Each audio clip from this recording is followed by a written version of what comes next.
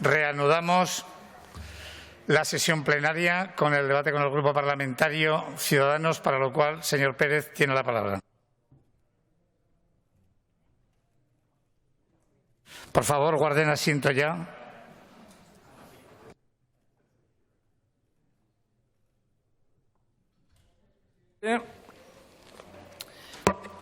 Buenos días, señorías. Buenos días, señor Lambán. Bueno, yo antes que nada quiero tener un recuerdo para los más de 1.600 fallecidos en Aragón a causa de esta terrible lacra de la COVID-19 que no parece dispuesta a darnos un respiro. Un recuerdo para ellos, el abrazo más sincero para todos sus familiares.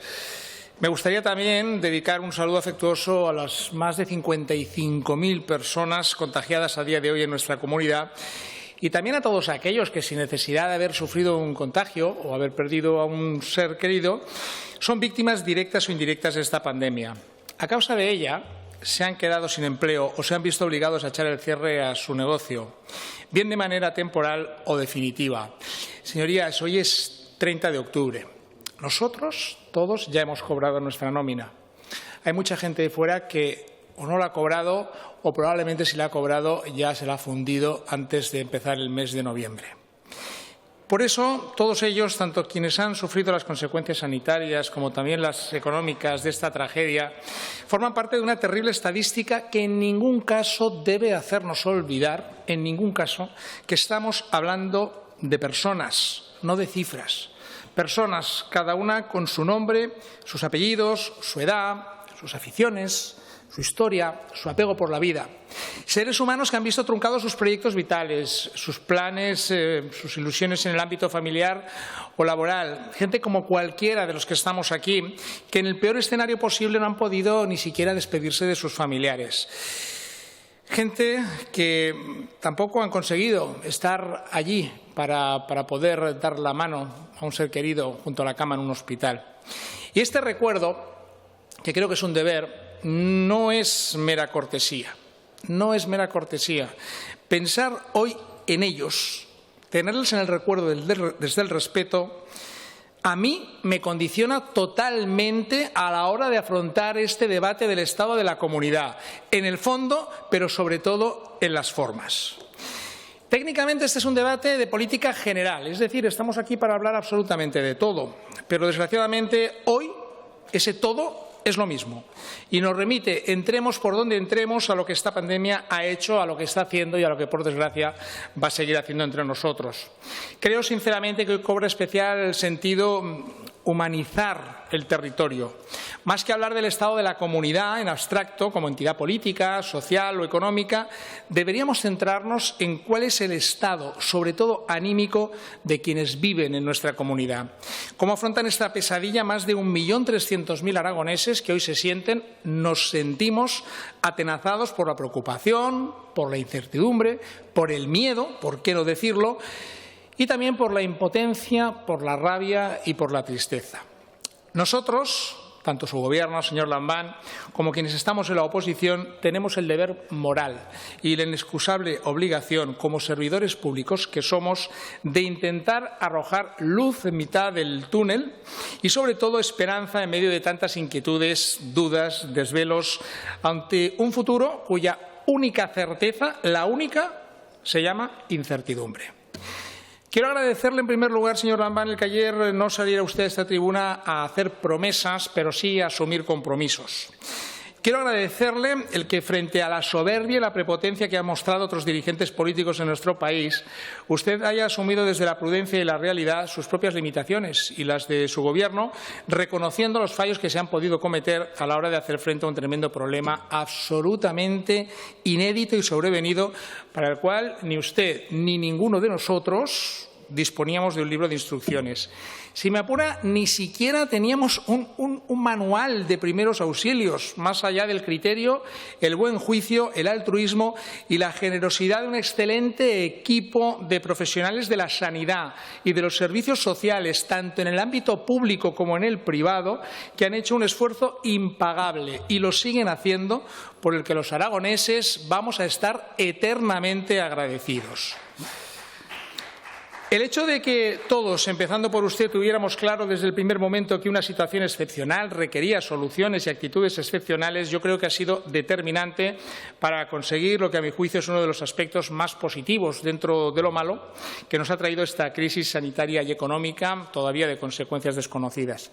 Me refiero a la oportunidad de trabajar de manera conjunta, Gobierno, oposición, agentes sociales, entidades locales, empresas públicas, privadas, representantes del tercer sector, no nos olvidemos, que al menos hasta la fecha hemos sido capaces de relegar a un plano secundario muchos de los prejuicios e intereses ajenos a las necesidades reales de los aragoneses ante una situación tan crítica.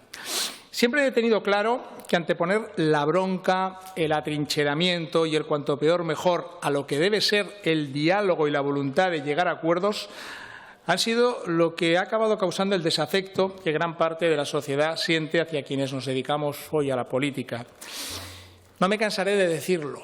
Estamos aquí para resolver problemas, no para crearlos y mucho menos para recrearnos en ellos, como si eso fuera o en eso consistiera un debate del estado de la comunidad. Hace unos días, buscando otra interpretación para esa sigla que desgraciadamente se ha colado en nuestras vidas, yo dije que necesitábamos más PCR. Política constructiva responsable. Lo que en Ciudadanos llamamos política útil, que si me apuran ustedes, yo no sé si es que existe otro tipo de política que no sea la política útil, pero que creo que se explica muy bien al recordar que 7 fuerzas políticas, de las 8 aquí representadas, fuimos capaces hace unos meses de cerrar un acuerdo con 273 medidas para la reconstrucción y la recuperación de Aragón. Si fuimos capaces de semejante proeza, ¿cómo no vamos a ser capaces ahora de alcanzar acuerdos cuando cerca de 30.000 familias aragonesas tienen a todos sus miembros en paro y cuando cualquier indicador macroeconómico, cojamos el que cojamos, provoca auténticos escalofríos? ¿Quién entendería que cada cual fuéramos por libre cuando vemos que nuestro Producto Interior Bruto está cayendo a plomo? Hoy, afortunadamente, el tercer trimestre parece que nos da un respiro en la media nacional y cuando vemos que el sector de autónomos, pymes y mutualistas, que son la piedra angular que sostiene nuestra economía, pues amenazan con resquebrajarse peligrosamente día a día. Me pregunto en qué cabeza cabe que en lugar de ejercer la crítica propositiva y constructiva, tratando de colaborar al máximo con quienes están al frente del Gobierno, pues no, nos vayamos a las trincheras mientras la gente sigue muriendo y nos toca aceptar desde la impotencia que por mucho que se hayan incrementado las pruebas de diagnóstico, los rastreos, los aislamientos, no ha sido suficiente para evitar que el número de contagios haya aumentado día a día, mientras libramos una desesperada lucha a contrarreloj tratando de evitar el colapso sanitario. Yo creo que ningún aragonés nos perdonaría jamás, y estaría en su derecho, que llegáramos a romper en algún momento ese principio de unidad de acción que, por desgracia, no ha conseguido los resultados que todos hubiéramos deseado, aunque tampoco sabremos nunca qué habría pasado si aquí hubiéramos optado por ir por libre y convertirnos en el ejército de Pancho Villa. No quiero ni siquiera imaginar un escenario en el que el Gobierno se hubiese instalado en el hermetismo y la autocomplacencia y la oposición se hubiese o nos hubiésemos dedicado a poner palos en la rueda, metiendo al Gobierno más presión de la que ya tiene. Señor Lambán, ¿se han cometido fallos en la gestión de la pandemia? Bueno, pues viendo las cifras es evidente que se han cometido fallos de manera involuntaria. Pero os he dicho una cosa, han cometido fallos su Gobierno y han cometido fallos otros gobiernos donde están gobernando, entre otros, mi partido. Y así lo hemos asumido y ese es un ejercicio de absoluta responsabilidad. Usted, además, lo reconoció ayer aquí abiertamente. Pero también ha habido aciertos en la toma de decisiones, a veces en tiempo real y haciendo frente no solo a la falta de recursos humanos y materiales, sino a algo peor si cabe, como es enfrentarse a un enemigo totalmente desconocido que no es ni malo ni bueno, el virus. El virus responde a su propia naturaleza y con él ni siquiera ha sido posible sentarnos a negociar una mínima tregua. Mire, señor Lambán, en el contexto de esta incertidumbre, en la que cuando menos te lo esperas la improvisación resulta inevitable, puede que yo o cualquiera de nosotros, de haber estado en su lugar, pues hubiéramos actuado de otra manera en determinados momentos, o quizá no, o igual habríamos hecho lo mismo. Pero jamás me oirá decir que yo lo hubiese hecho mejor que usted. Le he visto pasarlo mal durante este tiempo. Los primeros meses fueron difíciles, pero recuerdo lo especialmente duro que fue para usted agosto, cuando algunos medios de comunicación situaban a Aragón en el rompeolas de todas las pandemias. De repente se acordaban de esta comunidad. Aquí apenas supimos en qué consistía eso de la nueva normalidad, porque sin solución de continuidad pasamos de una primera ola a una segunda ola, tratando de mantener el equilibrio de un surfista mientras el virus atacaba por los flancos más débiles. Esto no es una ola, esto es un tsunami. Y tenemos que aceptarlo y acatarlo así. Yo le vi muy solo, señor Lambán, en lo que respecta al apoyo que cabe esperar en momentos así del Gobierno de la Nación, cuyo presidente se fue de vacaciones a Lanzarote, dejándole a usted con un marrón sobre la mesa de 1000 pares de narices. Entiendo perfectamente que por lealtad institucional y orgánica sea mucho más prudente, ayer lo fue, de lo que pueda serlo yo hoy, en las críticas hacia la actitud de Pedro Sánchez, el gran Houdini de la política española, capaz de, bomba de humo, escapar y desaparecer de la escena, como acaba de hacer nuevamente tras decretar esos 6 meses de estado de alarma y dejar la pelota una vez más en el tejado de las comunidades autónomas. Unas comunidades a las que no se ha dotado durante estos meses de las herramientas jurídicas necesarias para poder actuar con la contundencia y firmeza que requieren este tipo de situaciones. ¡Qué gran ocasión ha perdido Pedro Sánchez para poner en valor el estado de las autonomías frente a quienes cuestionan el modelo! ¿Autogobierno? Claro que sí, por supuesto, autogobierno, desde el punto de vista de nuestra constitucional donde está regulado, pero coordinación nacional también para el desarrollo de ese autogobierno. No hay ningún Estado en el mundo, ninguno, donde un gobierno deje en manos de instituciones de menor rango la gestión de una crisis de estas características sin coordinación de ningún tipo. Tanto si se trata de países centralizados o modelos federales. Ahí tiene usted el liderazgo en el puente de mando de Macron en Francia o de Merkel en Alemania.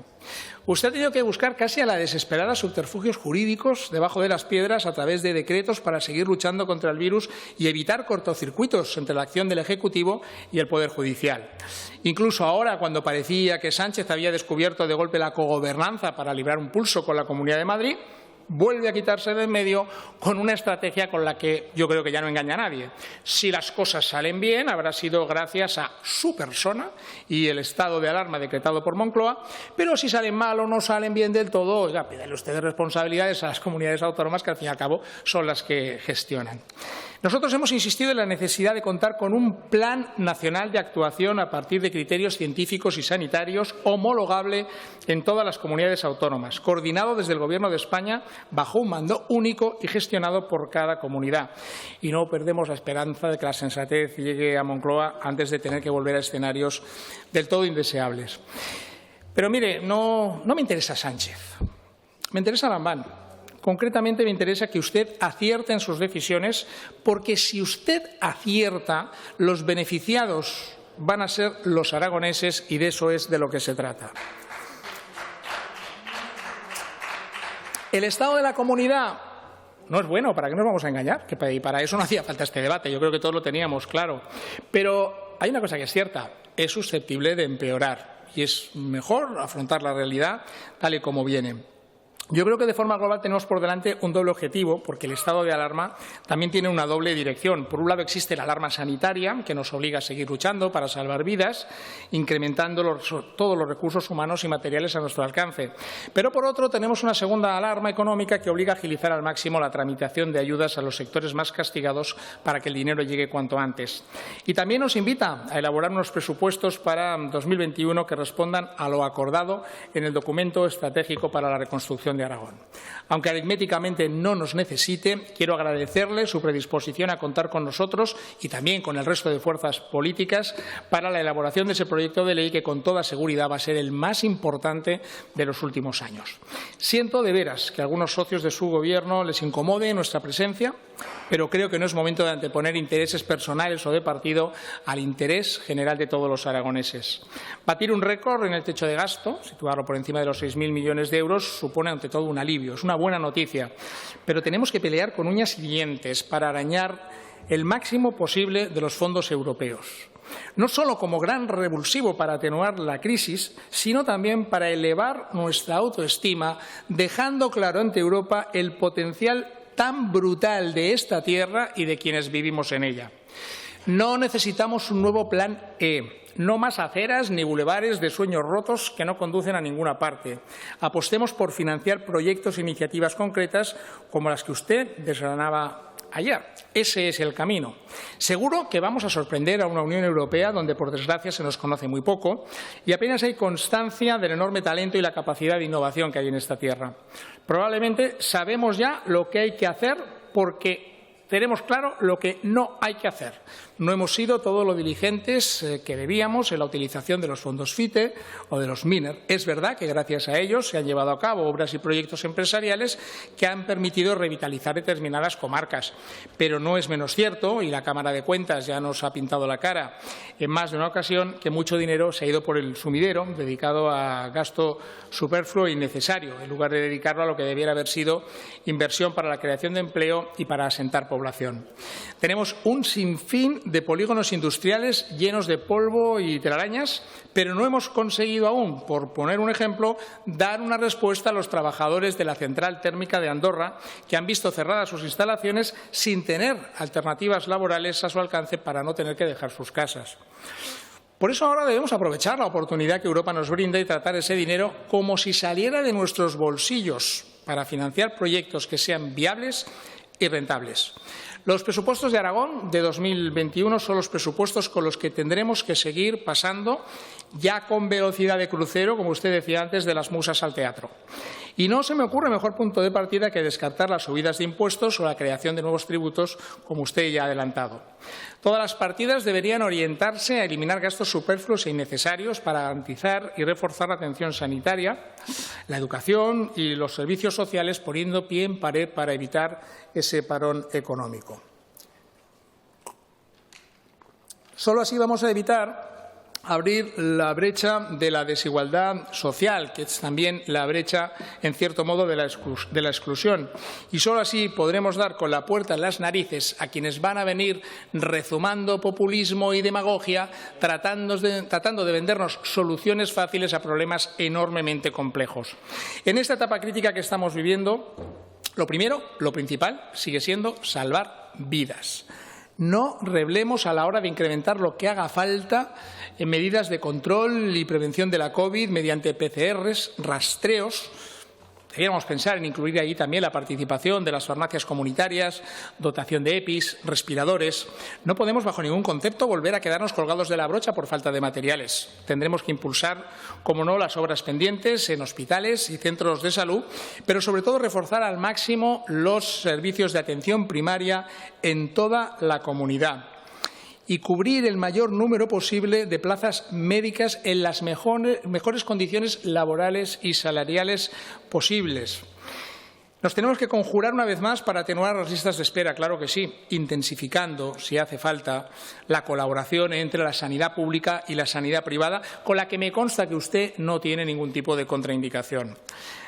Una asignatura pendiente va a ser también replantearnos el modelo de gestión y funcionamiento de una red de residencias para la tercera edad, que en un territorio tan envejecido como el nuestro va a ser cada vez van a ser cada vez más necesarias. Estamos obligados a analizar, a ver dónde se produjo el punto de fractura en la primera fase de la pandemia para corregirlo de manera definitiva. Tampoco queremos ser ajenos en la apuesta decidida, más necesaria ahora que nunca, para proteger y mejorar la calidad de la educación de nuestros hijos, al margen del modelo que sus padres elijan en uso de su libertad. Ampliar la escolarización de 0 a 3 años para facilitar las medidas de conciliación, creando también para ese fin un fondo de ayuda a las familias, lo apunto aquí como sugerencia, o terminar las obras pendientes en los colegios del sur de Zaragoza, son objetivos para los que siempre, igual que hasta ahora, va a encontrar nuestra mano tendida, al igual que para facilitar en el contexto COVID la atención a alumnos con necesidades educativas especiales o garantizar la igualdad de oportunidades de los alumnos que están en cuarentena con el fin de que no pierdan clases. Tenemos que mantener activos todos los mecanismos preventivos sin excepción para que incluso en las situaciones más complicadas nada justifique la promoción de alumnos a cursos superiores sin tener en cuenta el número de suspensos. El mérito y la capacidad no pueden verse condicionados por un virus. Tampoco un sector tan importante como es el sector de la cultura, que va a necesitar también su plan de choque y revitalización. Qué pena, señor Lambán, qué pena que en una situación tan dura como esta, la cultura ni siquiera pueda ser el refugio de la adversidad. Evidentemente, no queremos quedarnos al margen de los presupuestos con los que habrá que mantener a flote nuestro tejido productivo en todas las áreas, empezando por los planes de ayuda para el rescate de pymes y autónomos. Hay un sector, como usted bien sabe, que es el del ocio nocturno y el sector de la hostelería, clave de bóveda del turismo, que puede sufrir un daño irreparable si, más allá del plan de rescate que hay que activar con carácter de urgencia, no se recuperan lo antes posible unos aforos mínimos con los que al menos puedan cubrir gastos. Mire, señor Lambán, yo le invito a que vea en los hosteleros a unos magníficos colaboradores en el control del COVID. La comida que sale de un restaurante rumbo a un domicilio particular se nos queda fuera del radar. Solo en el entorno público de un restaurante es posible controlar el número de comensales, las distancias de seguridad, las mascarillas y el resto de medidas profilácticas y sanitarias. No quiero olvidar otro sector gravemente damnificado como es el pequeño comercio, el comercio de proximidad. Ayuntamientos como el de Zaragoza, Huesca o Teruel han puesto ya en marcha iniciativas para fomentar el consumo en esos comercios a través de microcréditos o campañas de promoción. Pero, por desgracia, en Aragón hay muchos ayuntamientos que no tienen músculo financiero para impulsar ese comercio de proximidad, que ya de por sí hace esfuerzos ímprobos por sobrevivir. Está su Gobierno, están también las comarcas, las diputaciones provinciales, pero no podemos dejarles de lado. Tampoco queremos quedarnos al margen de los proyectos de inversión necesarios para apostar de manera decidida por esos sectores estratégicos e irrenunciables para nuestra economía, aunque solo sea porque sobre ellos no pesa la amenaza de la deslocalización. Me estoy refiriendo, y ya se ha mencionado en este debate, a la logística, al turismo, a la agroindustria o a las energías renovables. Cada una con sus necesidades específicas, pero todas ellas pendientes de solventar el gran escollo que supone la pesada losa de la burocracia. Estamos a la espera de conocer los términos del decreto que usted anunció para reducir al máximo en Aragón el vuelva usted mañana, eliminando esa broza administrativa que ha colapsado servicios como el INAGA y la tramitación de expedientes relacionados con el sector energético, donde la competencia de otras comunidades, como usted sabe, es feroz. La declaración responsable o el silencio administrativo positivo, yo creo que han dejado de ser una opción. Deben ser una herramienta imprescindible y de urgente necesidad en su aplicación.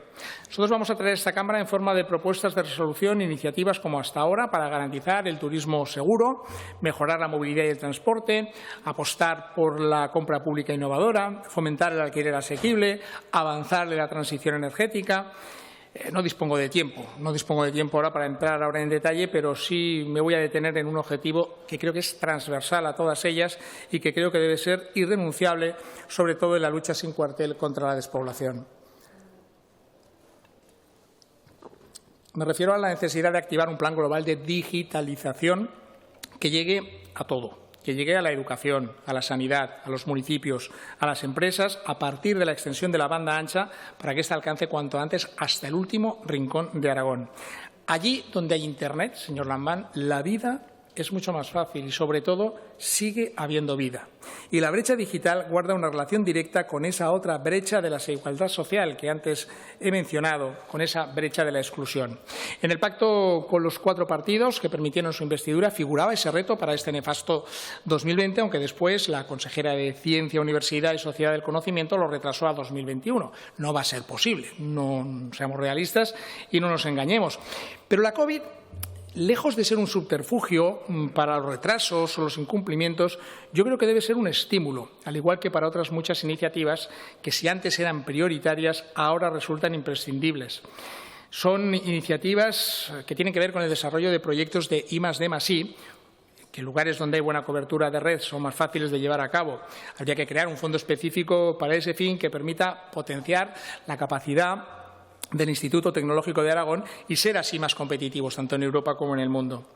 El segundo objetivo que le propongo es que, mientras dure la pandemia, aprendamos a convivir y no solo a vivir con el COVID.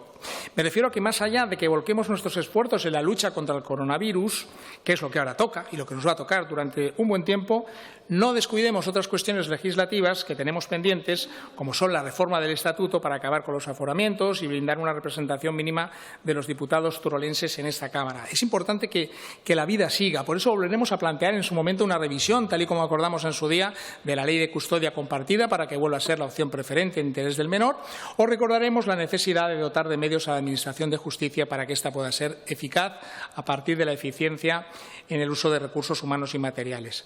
Y lo haremos porque creo que tenemos que ser nosotros y no el virus quien tome la iniciativa en el camino hacia la normalidad. No hace falta que sea nueva, basta con que sea eso, normalidad. Por eso también vamos a seguir con la mirada puesta en el medio rural, para que agricultores y ganaderos se beneficien también de esa digitalización y sigan impulsando la producción y la venta de productos agroalimentarios. Al principio de esta pandemia, cuando hablábamos de salvar vidas y empleos, había una prelación clara entre un objetivo y otro. Ahora ya no podemos permitir esa secuenciación y debemos trabajar de forma paralela en ambos fines. No sabemos cuánto tiempo va a estar el virus entre nosotros, pero sí sabemos que el sol sale todos los días y no podemos pararnos. Más bien al contrario, dentro de nuestra estrategia de reconstrucción lo que ahora toca es asentar las bases para estar en primera línea de salida de esta crisis antes incluso de que llegue la vacuna, lo que los pilotos norteamericanos llaman el combat ready, preparados para iniciar ese combate. Por eso debemos apostar por esa proverbial capacidad de venirnos arriba ante la adversidad. Mire, señor Lambán, usted no eligió tener que gobernar en estas circunstancias tan complejas y dolorosas, lo sé. Ninguno de los que estamos aquí lo hemos elegido, pero sí podemos elegir y de nosotros depende qué hacemos para salir de este maldito túnel. Cumplir lo dispuesto en la mesa de la reconstrucción no es posible, ni en una legislatura ni en dos. Me temo, y al mismo tiempo me satisface pensar, que estamos o debemos estar condenados a entendernos todos aquellos que tenemos el altísimo honor de representar a los aragoneses en estas Cortes, en los ayuntamientos y en todas las instituciones. En el contexto en el que estamos y sobre todo en el que vamos a estar, el futuro de Aragón, que veamos reflejados en los próximos debates del Estado de la Comunidad, no puede depender exclusivamente de quien ocupe en cada momento la bancada del Gobierno o los escaños de la oposición. Necesitamos poner las luces largas. Tenemos que abandonar cualquier tentación cortoplacista a la hora de decidir hacia dónde ponemos el rumbo. Vamos a entrar, o hemos entrado ya, en una era post-COVID en la que nada volverá a ser como antes. Tendremos que recomponer muchas cosas y tendremos que replantearnos muchas otras. Ojalá bastase solo con un pacto de legislatura para salir de esta. Se podría decir que ya lo tendríamos hecho. Pero creo sinceramente que lo que necesitamos no es un pacto de legislatura. Es un pacto generacional, un pacto a largo plazo contrario a cualquier veleidad personal o electoralista. Como usted dijo ayer, uno tiene que hacer lo que tiene que hacer, aunque sea consciente de que puede perder unas elecciones o no ganarlas. Partiendo de la base de que sabemos lo que tenemos que hacer, ahí está la hoja de ruta de la reconstrucción con sus 273 mandamientos, estamos obligados a ponernos de acuerdo en cómo hacerlo. Sería imperdonable que mientras miles de aragoneses hacen ímprobos sacrificios para moldar sus vidas a esta nueva realidad, para llegar a fin de mes, pendientes de la salud de un familiar, de la cuenta atrás de un ERTE, de si va a ser posible pagar o no el alquiler, o haciendo encaje de bolillos para conciliar trabajo y familia en el caso de que un hijo se contagie o tenga que someterse a un periodo de cuarentena, sería imperdonable, repito, que en ese escenario nosotros, precisamente nosotros, fuéramos incapaces de sacrificar posiciones ideológicas o de partido y estar a la altura de lo que merecen quienes nos pagan el sueldo. Señor Lambán, usted ya es abuelo y yo espero serlo algún día, porque tal y como están los tiempos, igual tengo que sentarme a esperar. Yo no sé si estaré ya aquí cuando mis nietos o bisnietos buceen en sus dispositivos electrónicos de última generación para saber qué pasó en Aragón, qué pasó en España, qué pasó en el mundo en aquel aciago año 2020. Unos años 20 del siglo XXI que me temo que no van a ser años felices. Pero lo que me gustaría en cualquier caso, llegado ese momento, es que mis nietos tuvieran claro que una serie de hombres y mujeres, entre los cuales estaba su abuelo, dieron lo mejor de ellos mismos para recuperar cuanto antes el buen estado de una comunidad que a día de hoy no atraviesa su mejor momento y ojalá pudiéramos decir que este es el peor. Le dije desde el principio, presidente, que su Gobierno no podía ni debía estar solo a la hora de afrontar esta lucha. Todavía tenemos por delante meses muy difíciles, pero con grandes e ilusionantes retos de futuro en los que probablemente a usted le va a tocar asumir decisiones impopulares, decisiones muy duras que a ningún gobernante le gustaría asumir. Pues mire, me reafirmo. No es justo que usted tenga que asumir y adoptar esas decisiones en solitario. Gobernar en tiempos difíciles siempre supone desgaste. Hacerlo en mitad de una pandemia puede acabar abrasando a cualquiera. Pero quiero que sepa una cosa y se lo digo desde la oposición. Si es por el bien de Aragón, si es por el bien de los aragoneses de hoy y por el bien de los aragoneses de mañana, en mi partido estamos dispuestos a desgastarnos y a abrazarnos con usted. Al fin y al cabo, para eso estamos en política. Muchas gracias. Gracias, señor Pérez.